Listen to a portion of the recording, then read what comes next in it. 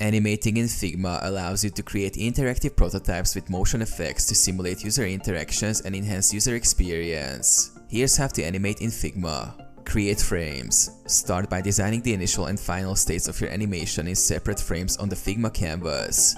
Each frame represents a different stage of the animation. Define animation properties. Select an object or group of objects that you want to animate and open the Prototype tab in the right panel. Here, you can define the animation properties such as trigger, action, and destination frame. Add interactions. Create connections between frames to define the animation flow. Specify the trigger that activates the animation and the action that occurs when the trigger is activated. Customize animation.